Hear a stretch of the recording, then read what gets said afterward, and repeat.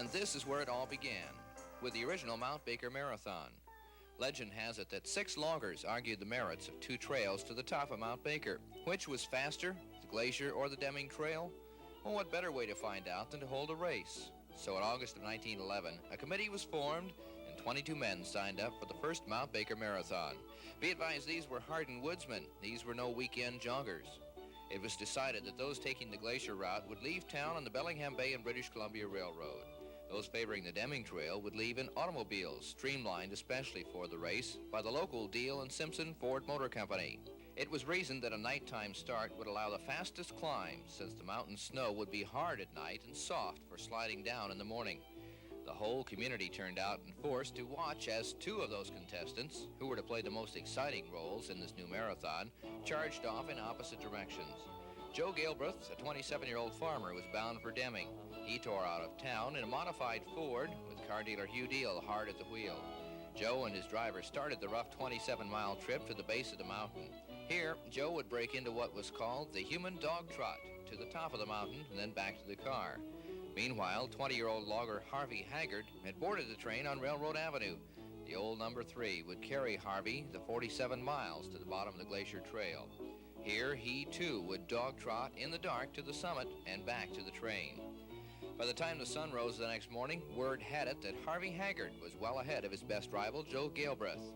As Harvey ran those last yards to the waiting train, he threw away his alpenstick in joyous anticipation of a rest and a rub-down on the train ride back to town. He knew he was in the lead. There had been announcements in all of the papers about the race. Farmers had even been warned to keep all their livestock tied up to avoid the hazards of fast traffic. But as happy Harvey Haggard came tooting around the corner near Maple Falls, his train barreled straight into an 1,800-pound Red Bull. As the papers told it, turned the train turtle. No reports were given on the condition of the bull. Well, everyone crawled out of the wreckage to look the situation over. No one was hurt, just dazed and somewhat upset over losing the race. That's Harvey there in the blanket. Why the blanket? Well, he was enjoying his rub-down in the nude and had quite an awakening. As people stood around in shock, someone realized Harvey might still have a chance at the money, if only he could scrabble his way back to town.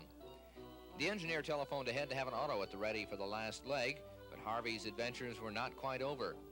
He went from breakneck speed in a horse-drawn buggy to a frisky saddle horse. So frisky, in fact, that it threw him before he finally made it to the car. Meanwhile, Joe Galbraith was on his way down the Deming Trail. As he came down the path, folks cheered him on to the bottom where Hugh Deal was waiting. And as he went to that last leg of the race, Joe Galbraith didn't know it, but he was about to win the first Mount Baker Marathon. For his efforts and that little bit of help from the 1,800-pound bull, Joe got himself $100 and the Mount Baker trophy, held here by his wife Claire.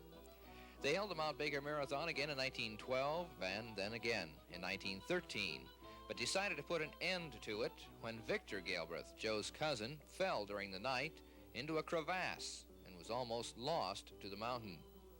And so, in a sense, the original Mount Baker Marathon started and ended with the Galbraiths. Joe passed on in 1959, but his widow Claire still lives on the old homestead in Acme. She talked about how she felt, and then about how Joe might feel about the present-day ski-to-sea race.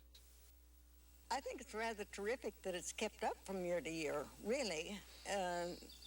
It shows people are interested. But I think he'd be kind of proud of the fact that people were carrying on, and because he was rather sports-minded. When Joe Galbraith won the 1911 Mount Baker Marathon, his record time was 12 hours, 20 minutes. But in 1979, the winning time was 4 hours, 46 minutes. And the team that made that first-place time was Hot Times from the greater Seattle area. Of course, things have changed since 1911, not the least of which is the course.